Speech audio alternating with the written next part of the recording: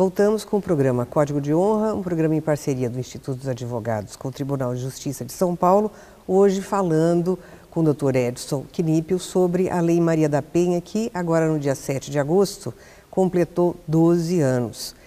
Edson, a gente estava falando a respeito da questão como é que funciona quando a mulher se sente agredida, ela vai até a delegacia, ela é atendida por uma outra mulher, é atendida por investigadoras, para que ela se sinta mais à vontade. Existe um preparo de todo o pessoal na delegacia de polícia para poder recebê-la? Como é que isso tem funcionado? Então, aí é uma questão muito importante que passa pelo seguinte, a capacitação que a gente falou no primeiro bloco. Nós temos em São Paulo, por exemplo, delegacias da mulher, que são preparadas para receber mulher. Mas a maior parte das delegacias que tem na cidade, elas não são delegacias da mulher. Então ali eu não existe um departamento específico para isso. Cada região tem pelo menos uma delegacia da mulher espalhada na cidade, mas de qualquer forma, vamos dizer, as delegacias de bairro, claro, são em número muito maior. E aí vem a questão da capacitação, que é o seguinte, se a gente for pensar na violência doméstica, tem uma imagem que circula muito na internet, que é um iceberg. Então, um iceberg, eu consigo ver da água para cima aquilo que é mais violento. O feminicídio, a lesão corporal, o estupro. Eu posso pensar, eventualmente, numa situação mais grave de constrangimento ilegal. Mas, embaixo do iceberg, tem condutas que são violentas, mas que a dificuldade de visibilidade acaba sendo maior. Então, por exemplo, vamos supor que a mulher chegue até a delegacia dizendo que recebeu um tapa do marido. Dificilmente isso vai se dar uma atenção na delegacia, o que se vê na prática, o que é lamentável, porque, na verdade, esse tapa ele vai evoluir para agressões mais graves. Então, vamos pensar no seguinte, a mulher deve conviver com essa violência há bastante tempo. Tem uma hora que ela resolve tomar uma atitude, ela resolve procurar o Estado, ela procura o Estado e recebe um mau atendimento. É o que a gente chama de dupla vitimização, ela é vítima do agressor e vítima do Estado. Essa mulher volta para casa completamente descrente no aparato do Estado, completamente descrente da polícia, no judiciário. Então, quanto tempo mais ela vai demorar para procurar de novo aquela delegacia? Será que vai existir tempo ainda para se fazer alguma coisa? Então, essa é uma questão que é um problema muito sério. A pessoa chega com uma demanda dessa na delegacia, tem que ter uma pessoa que saiba escutar, saiba entender o que está acontecendo e saiba já operacionalizar o que vai fazer. Porque senão essa mulher pode ser que ela não tenha uma segunda chance, pode ser que ela não volte mais.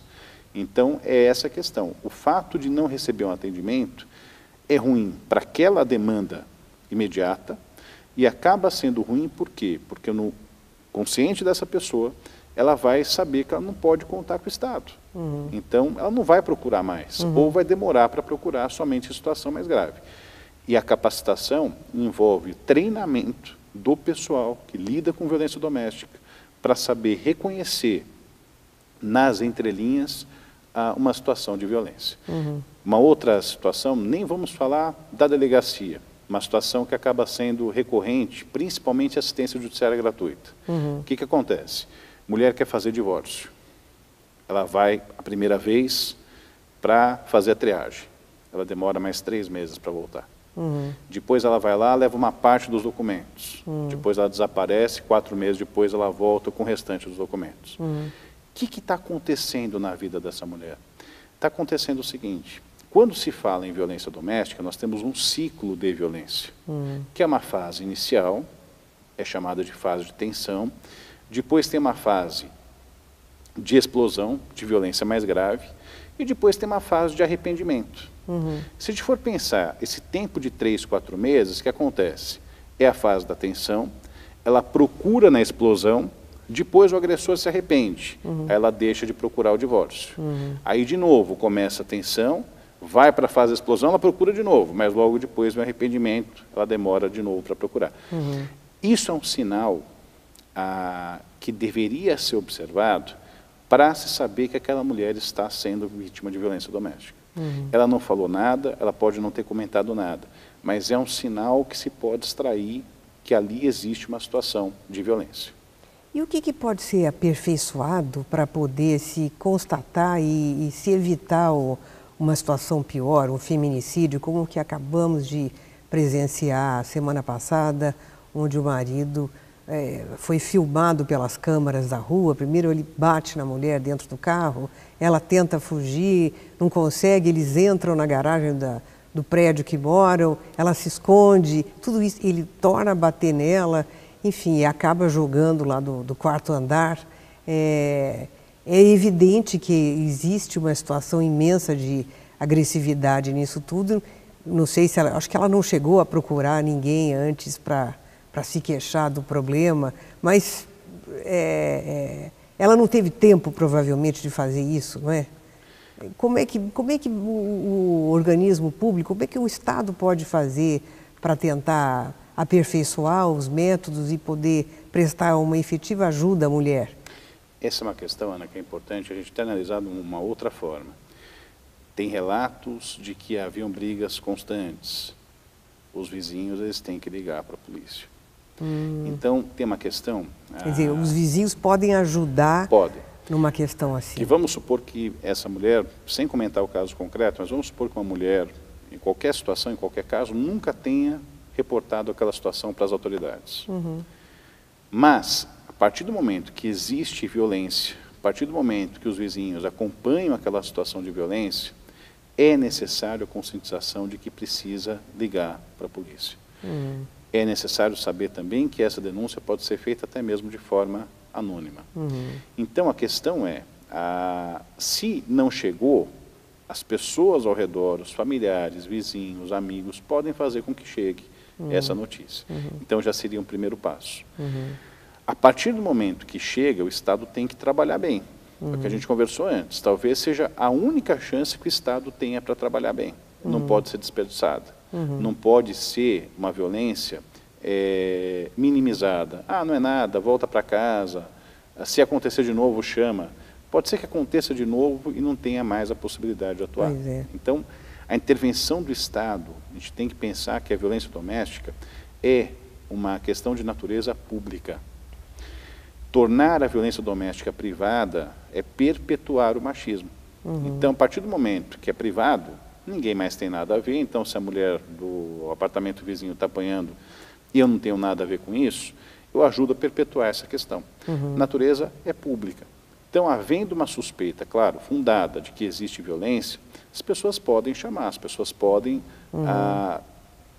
utilizar mecanismos do Estado para que exista atenção sobre aquele caso concreto. Nós estamos falando até da questão da interdisciplinariedade, de outras pessoas poderem fazer parte desse processo. Você pode nos explicar melhor como é que seria isso?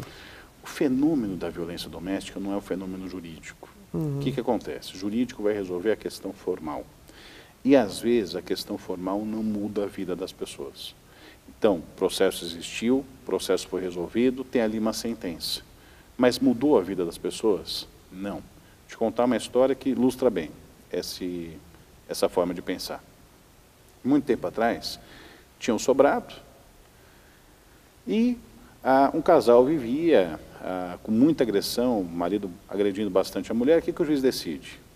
Decide que eles dividam a casa em 2 andares. Um andar para a mulher, o outro andar para o homem. Então, vamos pensar, resolveu do ponto de vista jurídico? Formalmente resolveu. Mudou a vida daquela mulher? Claro que não. Então, o que acontece? Outras áreas, e aí... Me fez lembrar até aquele filme, A Guerra dos Roses. Então. Outras áreas, como psicologia, serviço social, pedagogia, elas podem trabalhar junto com o direito. Então, quando a gente fala em interdisciplinariedade, seriam essas ciências trabalhando junto. Muitas vezes, um atendimento psicológico, um atendimento do serviço social, faz com que a mulher não volte atrás. Porque acaba sendo, na verdade, uma situação de dúvida, conflito. Então, esse conflito acaba trazendo dúvida em relação à continuidade ou não do processo. Essas áreas, a partir do momento que elas passam a atuar, fazem com que a mulher banque a decisão até o final. Entendi. Então, E o que pode, na prática, ser aperfeiçoado? Como é que se trabalharia isso? Existe já alguma coisa sendo feita que você possa nos dizer? Nesses 12 anos nós evoluímos muito, mas a questão de pessoal, a questão de estrutura, a questão até mesmo de espaço destinado para atendimento dessa natureza, infraestrutura, pessoal treinado, tudo isso faria com que a situação modificasse. A médio prazo, longo prazo, nós teríamos um avanço bastante grande. Edson, quais são as formas de violência contra a mulher? A Lei Maria da Penha vai fixar 5 formas. Nós temos a violência física, nós temos a violência sexual, a violência moral, a violência patrimonial e a violência psicológica. Então é necessário compreender que essa violência não é somente o hematoma, não é somente a morte. Outras formas de violência são graves e fazem com que a mulher perca a sua autoestima, perca o seu respeito e até evite denúncia em situações que são mais brandas, mas que é necessário que haja uma apuração, que haja uma investigação. Bom, nós estamos nos aproximando do fim do nosso programa. Eu quero te agradecer muito, mas antes gostaria que você fizesse um balanço da lei nesses últimos 10 anos. Nós já falamos, 12 anos, já falamos bastante sobre isso. Você tem mais alguma coisa a acrescentar? Quando nós fizemos doutorado a respeito dessa matéria, uma coisa que é muito importante a gente pensar é a Lei Maria da Penha ela é conhecida. A Lei Maria da Penha ela é conhecida pela população. Talvez poucas tenham sido as leis que foram tão divulgadas nos últimos tempos. Esse conhecimento faz com que a mulher se sinta mais protegida. Mas essa proteção tem que ser real. Então, mecanismos de efetividade em relação a essa proteção real. Poder público, política pública, evitar o uso do direito penal. Direito penal que sempre, em qualquer situação, é última ratio. Direito penal que sempre deve ser lançado como último instrumento. Política pública, prevenção nessa área continua sendo fundamental. Edson, muito obrigada pela sua participação. Foi uma honra tê-lo recebido aqui hoje. Você é nosso convidado para outros programas futuramente. Perfeito, obrigado pelo convite.